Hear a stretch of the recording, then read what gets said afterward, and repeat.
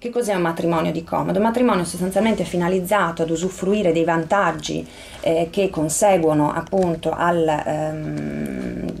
sposare un cittadino italiano e che non si fonda invece sostanzialmente su un vero e proprio sentimento, diciamo, o interesse, motivazione a costituire un'unione coniugale. I matrimoni di comodo sono, e bisogna sfatare un mito, non sono normalmente, non ingenerano normalmente, non hanno nelle proprie dinamiche necessariamente un aspetto economico, nel senso che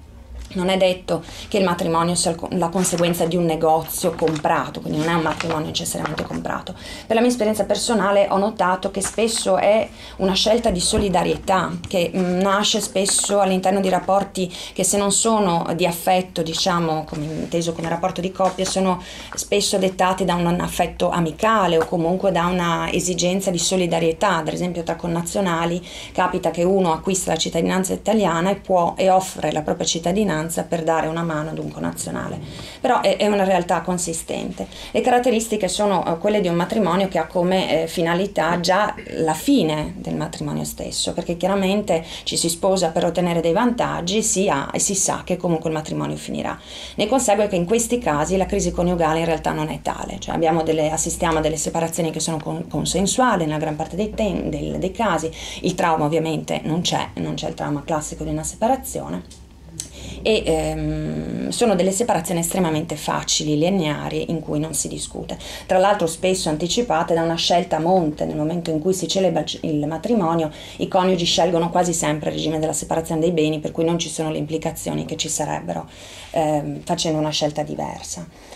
Molto più complesso invece è il tema dei matrimoni misti cosiddetti sinceri. Uso questo termine che non è proprio piacevole, ma per definire appunto quel matrimonio che invece origina dalla volontà di creare un nucleo familiare. E qui sì che comunque invece le problematiche sono indubbiamente più ampie, perché nel momento in cui si crea appunto un nuovo nucleo familiare che presenta nazionalità diverse, e molto comunque incide, molto fa anche il tipo di nazionalità ovviamente dei coniugi, si creano e si instaurano su quelle che sono le ordinarie dinamiche di una coppia anche dinamiche dettate sostanzialmente dalle difficoltà culturali, dalle esigenze in qualche modo di conciliare le differenze culturali dei coniugi. Dall'esperienza personale vedo che normalmente i punti in cui più spesso i coniugi arrivano ad avere conflitti in questi casi coinvolgono sostanzialmente le modalità di educazione della prole, piuttosto che i ruoli familiari, quindi la ripartizione dei ruoli, e non ultimo spesso e sfortunatamente anche una difficoltà nell'accettare quelli che sono i modelli di emancipazione femminile che ci sono in Italia, che spesso sono propri anche del coniuge femminile e che comunque anche un coniuge straniero donna adotta perché vive in Italia, e questo non in pochi casi crea un complesso. Queste difficoltà ingenerano un fenomeno rilevante, perché si nota che il 33% dei matrimoni misti arriva ad una separazione, e non è una percentuale scarsa, soprattutto se poi consideriamo la percentuale di divorzi, perché i divorzi di matrimoni misti sono addirittura il doppio di quelli dei divorzi italiani. Arriviamo a un tasso di... Non calcolato come un tasso, ma diciamo che è il doppio, vuol dire che 2/3 dei divorzi, cioè rispetto al divorzio italiano il doppio, i misti divorziano il doppio. È da comunque considerare l'aspetto del matrimonio di convenienza. Sappiamo già che una parte dei matrimoni misti è destinata al divorzio, perché comunque è parte dell'accordo. C'è una tara, quindi... C'è una tara, esattamente, però non sono così consistenti. Sicuramente il resto è imputabile a delle difficoltà, insomma, che alle difficoltà di una coppia ordinaria si aggiungono delle difficoltà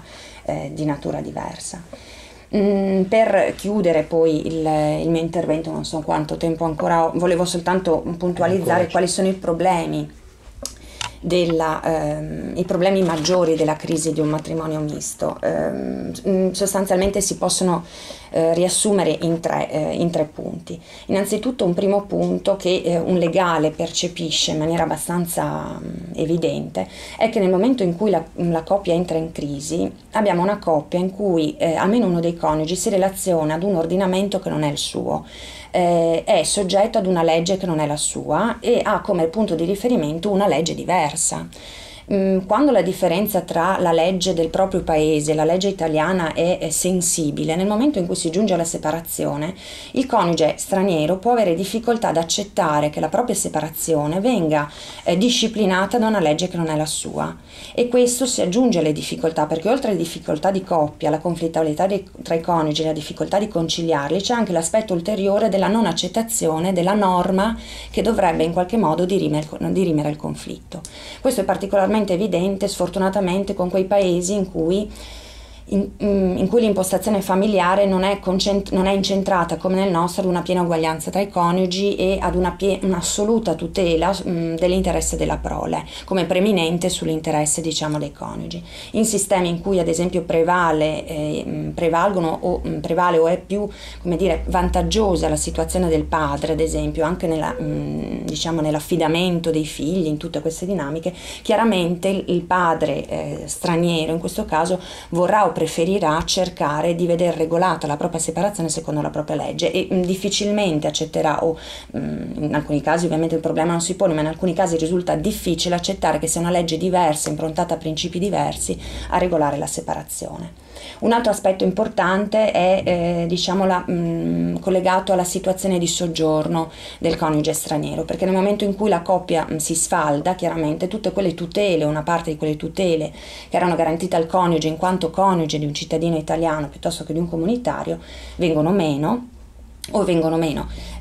affrontano una dinamica diversa e possono anche rischiare di venire meno, per cui anche questi elementi possono incidere sulla crisi, perché comunque sarà un elemento di valutazione di chi si separa, quanto questo influisce sulla propria posizione di soggiorno. Non ultimo, talvolta diventa anche un motivo di ricatto da parte dell'altro coniuge per evitare, o può essere uno strumento di ricatto per indurre o evitare che si giunga ad una separazione.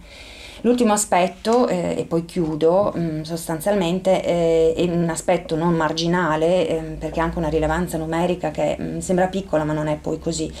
irrilevante, è quella del problema dei figli, cioè i figli contesi nei matrimoni misti,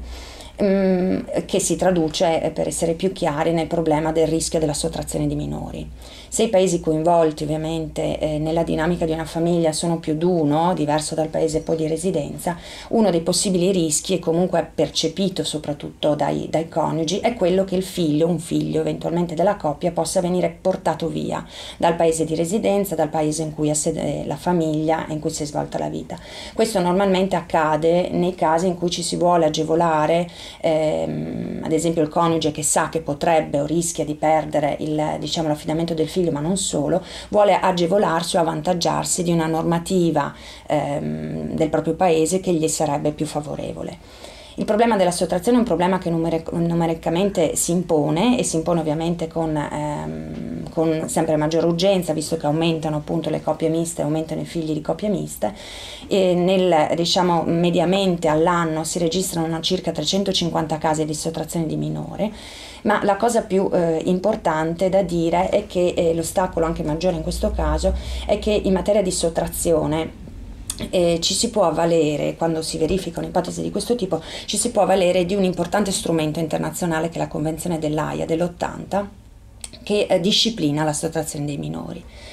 Ovviamente però questa convenzione, che è una garanzia e anche un modo per tranquillizzare eventualmente genitori, coppie miste, è una convenzione sottoscritta da una certa quantità di paesi. Ne sono esclusi molti paesi, e molti paesi tra l'altro legati al fenomeno migratorio. Una buona parte dei paesi, ad esempio africani, non ha sottoscritto la convenzione, e questo significa che una sottrazione di minori che si dirige verso un paese che non ha sottoscritto la convenzione è una sottrazione di minori molto problematica, perché ovviamente il recupero e il ritorno del figlio viene condizionato e lasciato soltanto ed esclusivamente alle vie diplomatiche, e questo ovviamente è un grosso problema.